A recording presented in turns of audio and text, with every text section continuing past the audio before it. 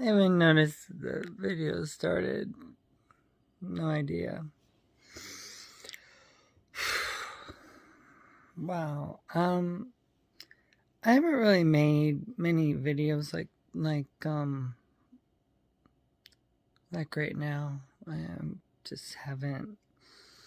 I've kind of like stayed away from YouTube because I felt like since my channel doesn't allow me to go live, which I like.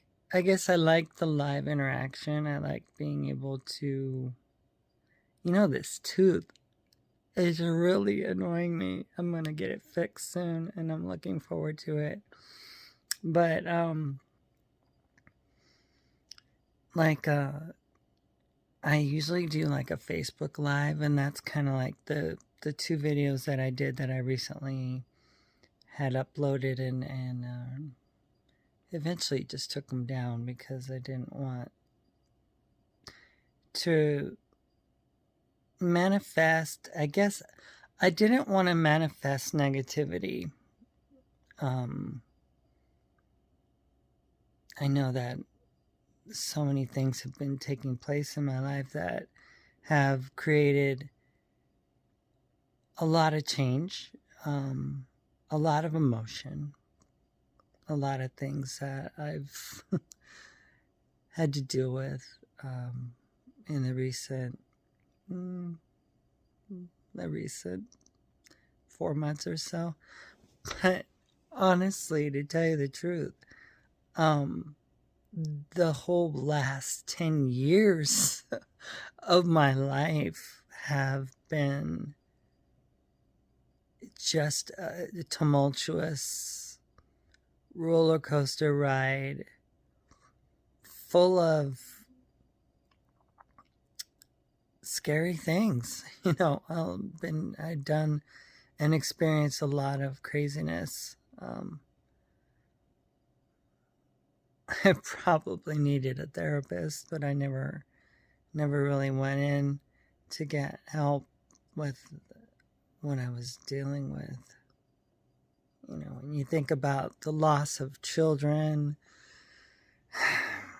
relationships, having been married now twice, divorced, going on the second time with the same person. It's like, how is that even possible to be married and then divorce, and then it's like, wait, am I a sucker for punishment? I mean, I don't know, but I'm not here to say that about anybody. I'm just really, I guess I'm really emotional. I was watching American Idol this morning. I woke up like at 4. Like, that's another thing. My hours have been kind of crazy. I got my second COVID shot. I got the vaccine, the Moderna vaccine, and the first time was back in, I guess, March? And I got it, and I reacted to it, and I felt like, oh my gosh, felt like garbage for one day. Just felt like very fluish, very, just under the weather. I went back to the condo here, and yeah, I was just like super not feeling good. And so on the second time getting the shot, because it comes in like you have to take it twice, I thought, I've heard that the second time's worse. So I got the shot just a few days ago, and I was working in Wenatchee, and I had gotten the shot up by my house here, and the guy who gave me the shot, I mean, it felt fine going in. It wasn't like anything. It wasn't. And then he goes, "Oh, so if you felt bad the first time, good news for you because you went through it. It's either you get it bad in the first dose or you get it bad on the second shot." And so I was like, "Oh, good, smooth sailing. I'm good. I'm fine." Right? So I decided to go into work, and I worked into the evening, and I was getting a little tired and stuff, and I was talking to somebody on Facebook Messenger, and then it just hit me that I wasn't going to be able to get home. I was too tired, so I looked for a motel to stay at, and then like when I got to the motel, I just felt like garbage. I mean, I was like, what in the world's going on? So I got the room through Priceline, and I went and checked in to the Super 8, and it's like the woman couldn't check me in fast enough. I was so incredibly uncomfortable. I was feeling feverish. I was getting to the point where I felt, my nervous system is compromised from the accident, and even before then, I'm hypersensitive, so it just reacts to whatever, and I felt awful, just awful. I mean, I was just, wow. I was just not feeling good. So I'm there at the counter, and I'm just like barely standing, literally barely standing. And the lady's like, "Okay, can I get your ID?" And I shuffle through my purse and pull out my wallet and get my ID out, and I hand it to her through the counter. Everything's through plastic too, because you can't really hear people because they're talking through masks and stuff. But she goes, "Okay, and I need to run your card, for incidentals." And it's like, I don't like that incidental thing, but, whatever. So I gave her my card, and then she had me sign, how they do at the places and stuff, where you have to give them your vehicle information, and then it says license plate. And I was like, oh, all they're going to get out of me is Arizona, because I'm not about to go outside. I don't think I could even walk outside right now. I was basically just kind of supporting myself by the counter. And she goes, "Yeah, oh, can I have your card again? Because I need to rerun it." And I was like, "Oh, man, can I just get my room? I'm so tired."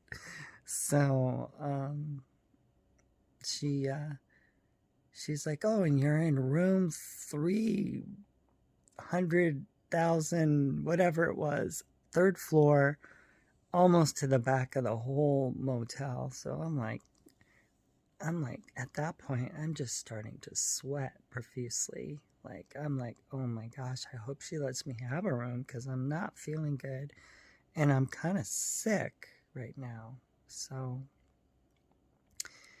but she gave me my room key, and she's pointing me in the direction of the elevator, and I dragged myself with all my things over to the elevator, got in. And then I got over to the hallway finally, and just, I don't know how I made it, but I made it into my room and just threw myself head first into the bed. And I'm like, at that point, I'm just absolutely like, I got a headache, I got a fever, I'm sweating, and then I'm cold. And then I got up, and then, I like going into the tub. So I spent like an hour trying to stay warm in a tub with hot water, and then got out and then just crashed. Yeah, the second dose was worse, honestly. And so then I had I fell asleep. And I've needed to sleep. I really have. Again, I feel like I've been under so much like scrutiny and stress, just things that I've had to deal with and stuff. I'm gonna see if I can open this window, get more light. Okay, so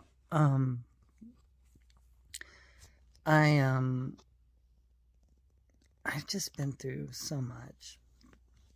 I had a very jarring email exchange with my ex, and I know that my ex doesn't like me talking about us and the things that we deal with, but and I'm gonna just give her the courtesy and just use all the pronouns that she would want. But she has words that she uses and things like that. And I won't be addressing her by name. I won't be using her name at all. But she's caused me a lot of stress, like throughout the last 7 years, six years, I guess. And the last email exchange that we had was just like,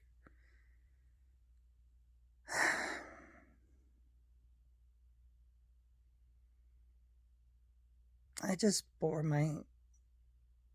my feelings out to her, and I said things that I honestly felt, that were inside. I mean, if you're not honest with yourself, if you're not honest with the person that has affected you in such a negative way, it can really affect you eventually in a physical manifestation of something, some illness or something. So I would rather get my feelings out there and share how I feel than for me to bottle those things up. And I felt like things just have been a disaster, right? I mean, other than going on the journey and going on beautiful trips together, like, I can see where those moments, those times were probably a positive experience for me. I was doing a lot of videos and in my element, we were making music videos too. And, there were some moments there that were pretty easygoing. I pretty much had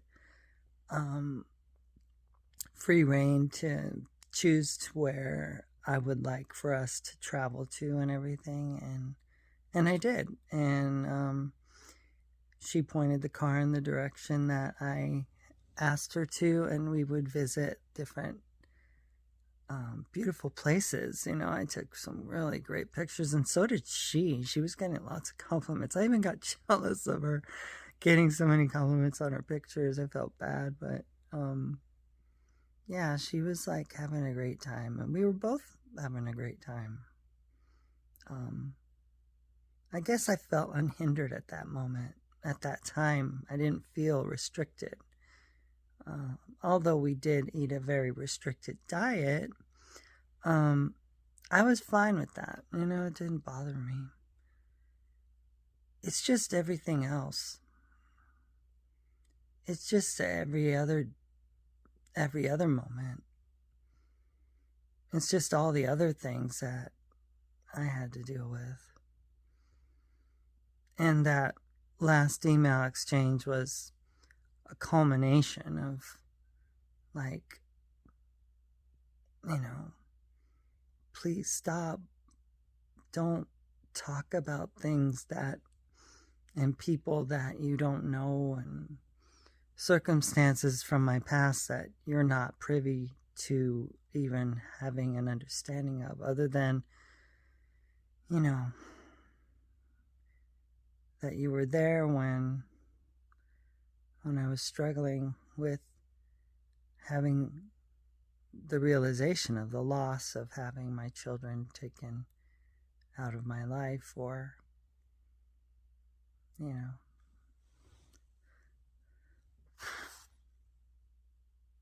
the hard realities of not having my children.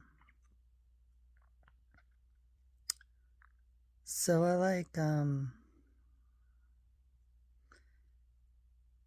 I'm just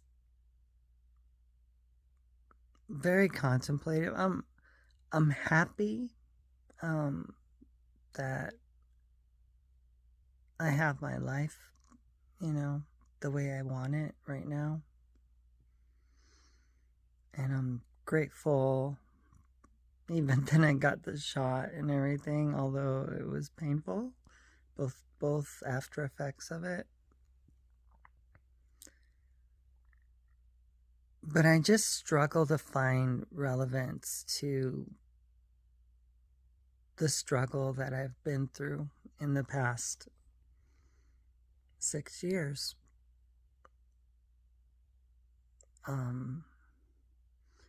Talking about things that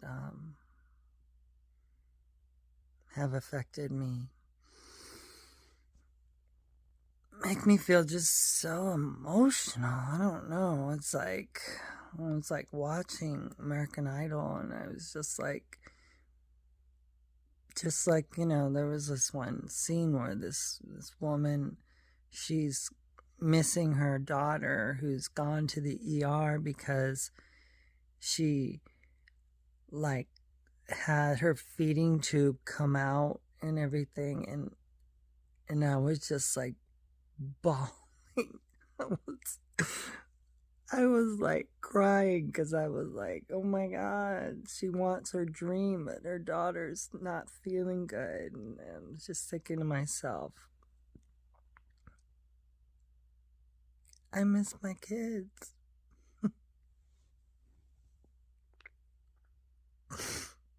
I think, like, wow, I'm so emotional,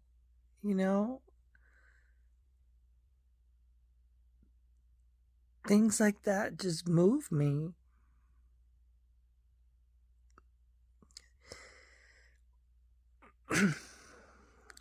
I haven't been open. I haven't been able to talk about real things and real issues here on YouTube like I used to,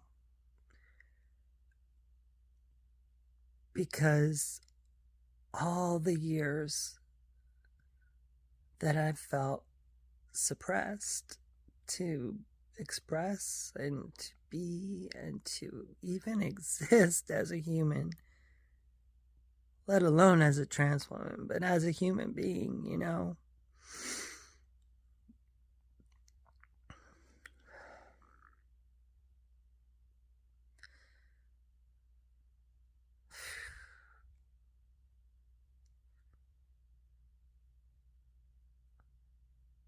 But I always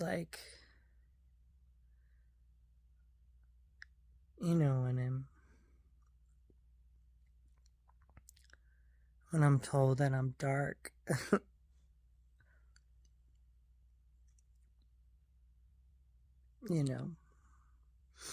because of my decisions that I don't have any control over. I mean, believe me, nobody in their right mind would choose to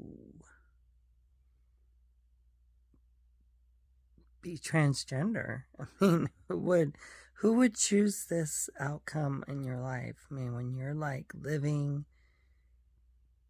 a peaceful existence and you have a relatively safe and secure life, for you to up and just leave on a whim, and for people just to make it seem as if, and it's laughable to me because I know how much I love my kids, right? I know how much I wanted my kids in my life.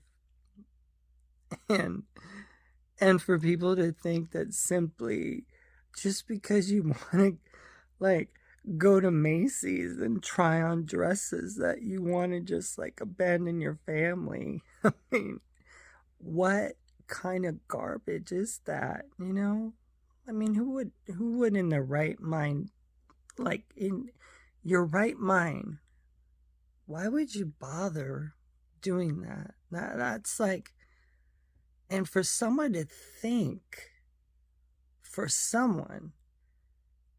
to think that that is all this is. Oh my God. How shallow do you think a trans person has to be? It goes beyond all reasoning and any kind of sense or sensibility of being a responsible human and a responsible person. And the lies that are told about me that, I just I don't want them to affect me, right? I'm not trying to, get some kind of, when I get gunk in my eye, that's the afterglow of wearing mascara or eyeliner and stuff. You gotta get the little eye boogers out of there. But I just I go, what? You really, really, you just don't understand. And I would have thought that of all the kinds of people, right? Of all the people in the world that would have a clue, would be a trans man, right? That they've been through the opposite of what I've gone through, and that, it would be safe to be with a trans man. That they would see me for me, that I would see them for who they are, that we could, understand each other.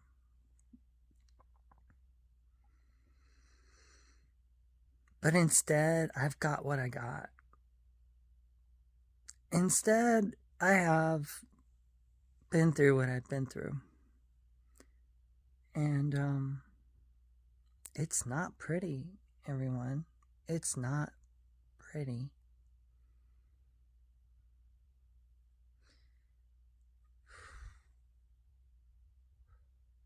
I'm glad it's over. I am. And I know, no matter what I do, if I'm honest here on YouTube, and say things and share and contemplate and just open myself up like I used to, it's going to be ridiculed, it's going to be criticized, it's going to be, you know, commented on. It's going to be like, you know, it's going to be what it is. But I do it anyway because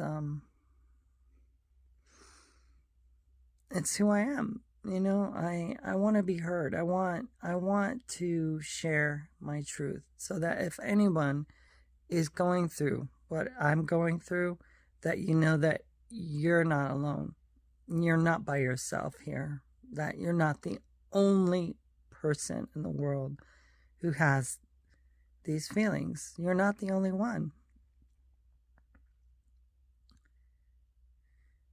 And to also point out the fact that trans people are not destroying the world. Actually, I am trying to make the world a better place to live in. And I feel that me being who I am, is me being able to give the world the best piece of me that I can give it. And I'm trying. I'm really, really trying.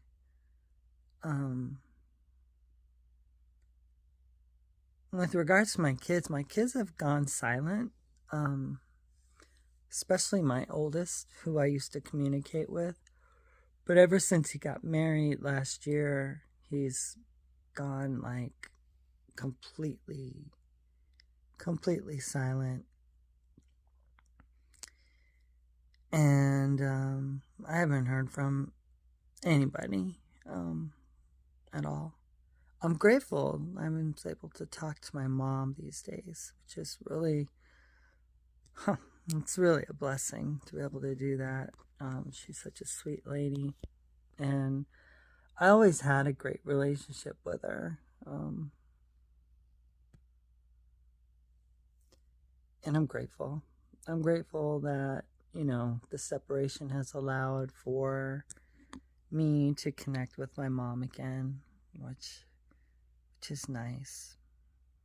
It's really nice to hear her voice, to talk in Spanish with her, and to relate to her, and to let her know that I love her still, and that she means a lot to me. It pains me that I can't see her, you know, but I think she's understanding me more than she used to, and we're not letting the differences get in the way of the things that we have in common with each other.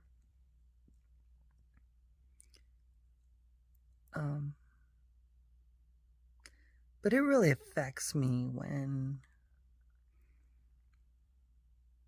someone comes at me that, you know, I mean, my ex is free to say, you know, that she feels betrayed by the ones that she loved, you know, the closest, the ones that she loved the most, and that I'm supposedly the one love that got away, I guess. I don't know. But I honestly, I just don't understand the way her mind processes our relationship, because ever since I met her, I guess I fell in love with a persona. I don't know, but I fell in love with a person that was presenting themselves in a much different manner, and I never once saw the essence of a woman in that person. I mean, and it's not to make them feel bad. It's not to sink their ship of how they want themselves to be portrayed as And if they're playing a game of 17-year deception and the pains of having gone through what they've gone through has caused them to do such a thing, well, it affected a lot of people, not just me, but other people that were in this person's life that also thought that they were getting something different. But if there could be anything worse for me to run into in my life, I don't think I could run into it. I think I hit the worst case scenario for me.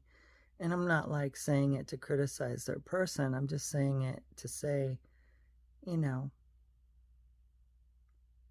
I wanted someone that would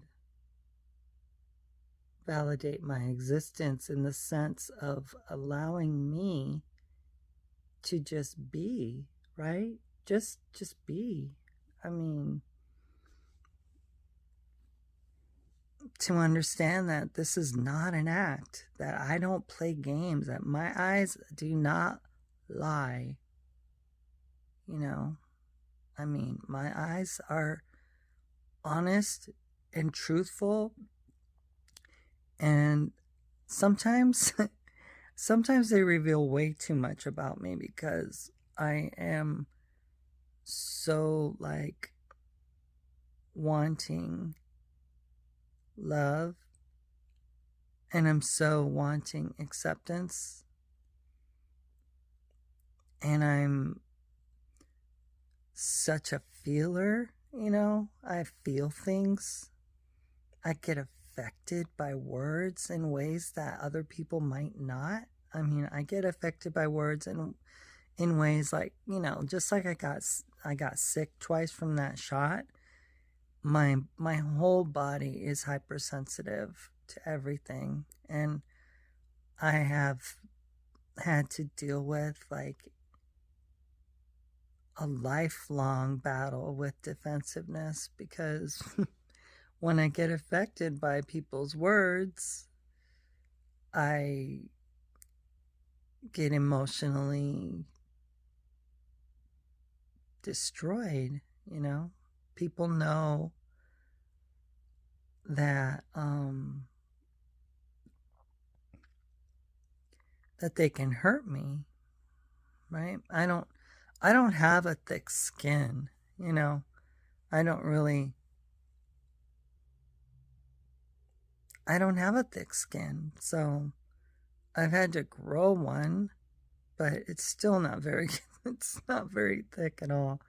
So it's like I find that when I get told things, right? And I'm affected by things. And I experience those things. At first, they kind of hit me, and I think like that they bounced off of me, but they never do. They always like, it's like, you know, it goes down deep, and then it kind of like, it like opens up over time. So me being able to understand what has been told to me, like words like, your soul is as dark as your skin. I mean, when I hear words like that, okay, initially I kind of go, oh, really? So now we're turning into a racist? I mean, we're talking about my skin color, which by no stretch of the imagination am I ashamed of it, because I love the skin color that I have. I love being darker skinned. And I know that historically, darker skinned people have faced more discrimination by lighter skinned people. and my ex is lighter skinned than me. So for her to say that specific thing, it just really perplexes me, because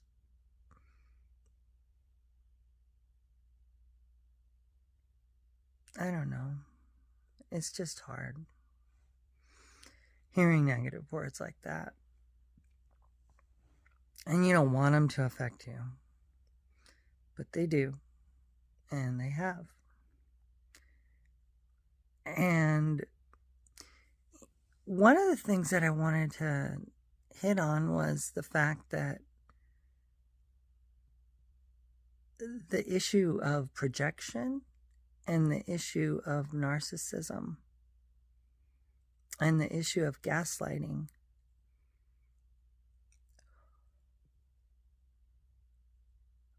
I don't think that my existence would generate a descriptor of me being a narcissist per se.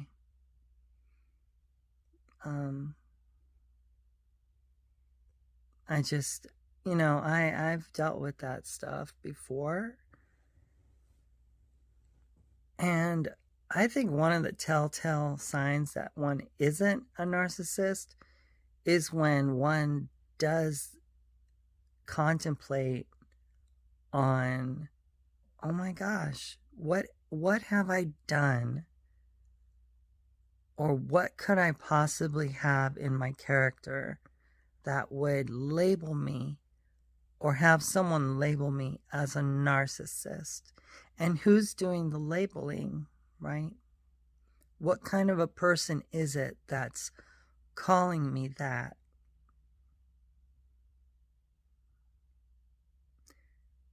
Because if you're a narcissist, you would never even think about, oh my gosh, could I be a narcissist? Is it possible? No. You would be like, there ain't no way, a narcissist would say, I am not that way. I don't know why people would say that, but for me, I'm just like, what is it that I could have possibly done that would make me be labeled as that? And I do. I do some deep soul searching, and I think about it, and I contemplate what I could have said or could have done that would label me as such. And I come to my own understanding based on thoughtful, careful, and deliberate contemplation, and dare I say, prayer. That's another thing. When someone tells you basically that, oh, you don't know God. God doesn't reside. God's spirit does not reside in you. You're a dark, evil person just for being trans. That that, that's a false spirit living inside of you, that you're not real, that, you know. It's like, how do you know that you know what resides inside my heart when all you do is project and make me feel like I'm the problem? And it's called gaslighting, when someone makes you think, oh my gosh, I'm like that. And then it's like, oh, it's my thinking that's bad. So maybe I'm the one that needs to fix my problem because it's all my issue.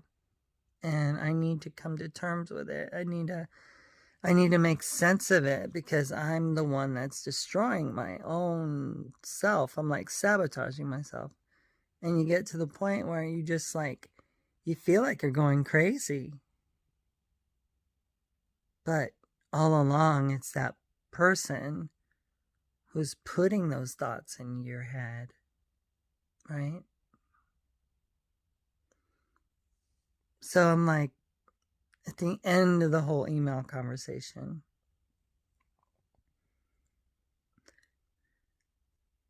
my ex tells me, like, you really need to do some deep soul searching because the things that you said were so hurtful. And I did nothing.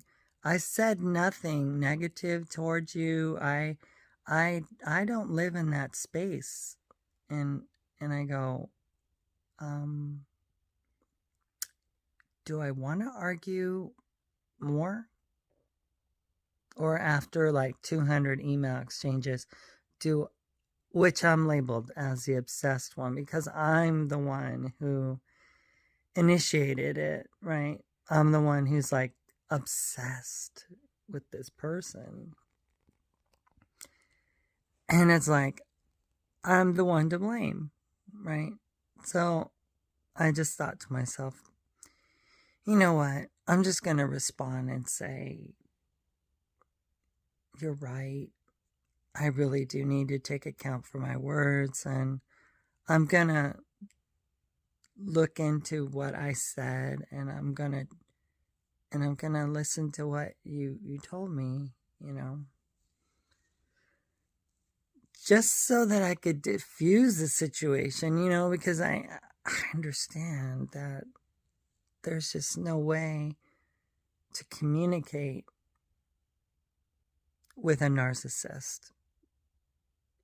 A real narcissist will never change, you know, especially a malignant and overt one. Always finding ways to defend what they believe and how they feel. And,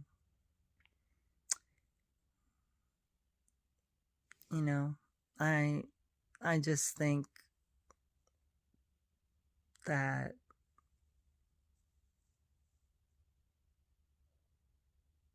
it's really hard to deal with.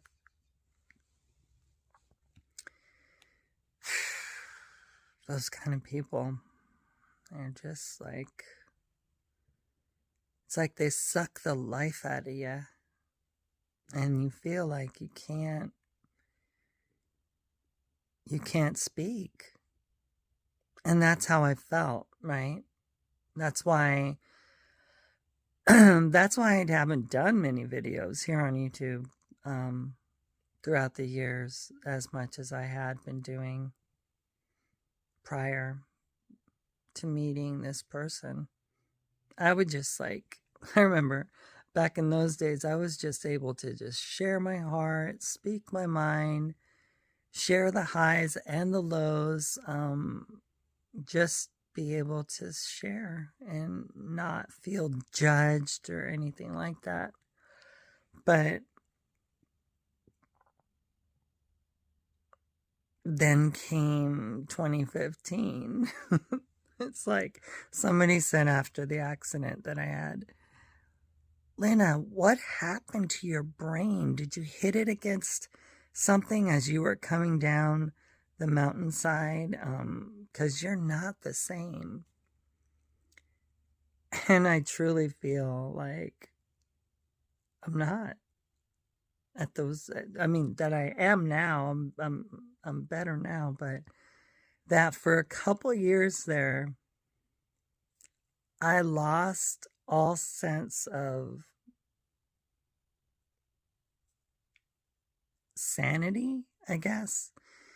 And in that insanity, which included getting married, I did, and I said things which ended up hurting so many people.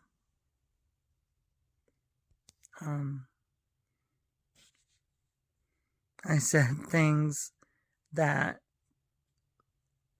hurt a lot of people like me dealing with the things that I deal with. And I guess I won't use this video to apologize, but I mean, although I do apologize, but I want to make a separate video just specifically targeting that topic, because I think it's worth me to say how deeply regretful I am over the words and my actions from those 2 crazy years, 2015 and 16, in which I said and did things I would never have imagined were even remotely possible. But here we are, it's 2021. It was 10 years ago that my journey as a trans woman really began. Late 2011 was when it all started, like in earnest. When all the craziness of everything having, like, going into this mode of like, I need to do something about my existence or else I'm not going to be here, kind of thing. It's the year 2011 when I got fed up with the lie of not being truthful with myself. And I just find it odd a lot of times when everything is stereotyped into like, oh, you must have daddy issues, you must have mommy issues, you must have abuse issues, you must have, you know, all these different issues and issues and issues, right, that affected you for you to be the way that you are. Oh, you must have idolized your sister. Oh, you must have been this way. You must have seen this thing or exposed to that, or you must have had this kind of an uncle, or, you know, everything's always like, you know, it's like, it just doesn't fit my mold, you know, because I was a good kid. I wanted to be a pleaser. I always wanted to do the right thing. That's why I did what I did for so many years, because I wanted to do the right thing. I wanted to bring joy to many people that looked up to me, and expectations are high in Christian families to live up to, you know, you get educated and brought up in Christian school all your life. You're brought up under a church pew, basically. I wasn't really like interested in, I guess, what people would call the things of this world, right? Recently watched an interview that my ex did with an ex same-sex attracted individual guy. And one of the things that he said that were really like, it's like, it really like spoke to me, was that he felt like he couldn't go back to his old church, right, that he had grown up in, because he didn't want to get like people to just speak down to him and stuff and to say things. And he said that it's nobody's job to convict anyone, that it's the Holy Spirit that does the convicting. And I think that's one thing, and my ex agreed in the interview with that statement, but my ex has said that he doesn't want to condemn people, but he wants to convict people to bring them to understand that their path is wrong. And see, that's where my ex is wrong, is because you're not even supposed to be able to think that you can convict people. That's the Spirit of God's job.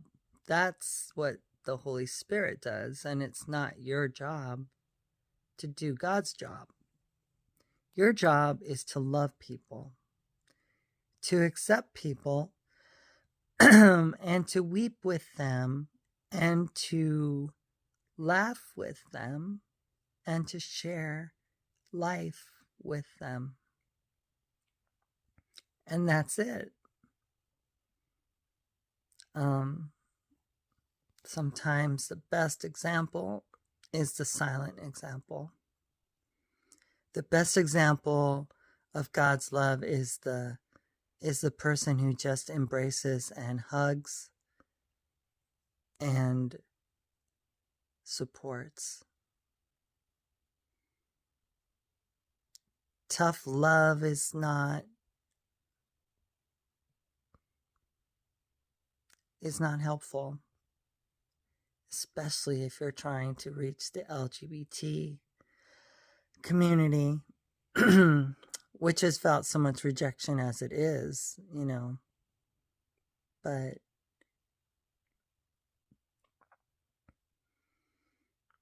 that's the thing. I never thought I would have to live with a person who would make me feel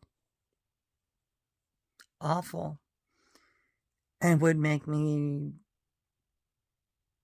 double-minded and to think like, oh my God, am I doing something wrong? Really? Constantly feeling like I made a massive mistake, and instead of just supporting, right? Instead of just loving, instead of just saying, I don't understand what you're going through. I have a different mindset about things. I've come to understand that transition is not for me, but I am brokenhearted with you, and I share the pain that you have, and I just want to let you know that I'm there for you, and that although our paths have shifted and I'm no longer transitioned anymore, I still want to offer you my friendship and my support for you as a human being. Not to go into like, well, I hope my ex someday returns to his family and his wife and his children, and that he's able to become the man that God has always intended for him to be. See, all those words, right? All those words, although, they think that they're saying them in a way that would be like some kind of help or benefit, they know very well that people who deal with gender dysphoria struggle when those things are mentioned. I mean, it's a struggle for me to talk to my mom and to use the pronouns that's, because in Spanish, the words for feelings and adjectives and verbs and descriptors of things, they're always very gendered. So it's either a or an o. And o is male and a is female. So it's like if you're tired, you don't just say you're tired. You're either cansado or cansada. If you're barefoot, you're either descalzo or you're descalza. So even like if you're tired, it has to be tired as a woman, tired as a man. If you're barefoot as a woman, barefoot as a man. It's like, it's very, very gendered, right? It's very, very like, gender is like super hyper important in Latin culture. And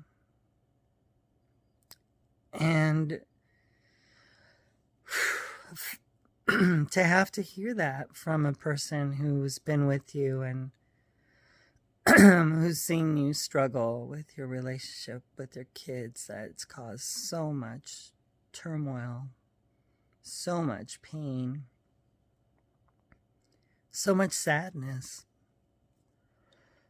It just becomes very hard, right? It becomes very hard. Well, this video's gone way too long. I've been chatting along here way too much, but maybe I'll just continue the conversation. It's like an icebreaker for me to be more revealing of my current realities and my current sense of understanding of who I am and where I am in life right now. I will say that I'm at a very positive place. I didn't make this video to be a downer, a Debbie Downer, but just to be real, just to be honest, just to be open, and just to be able to share the things that are going on in my life, Lynna's life, right?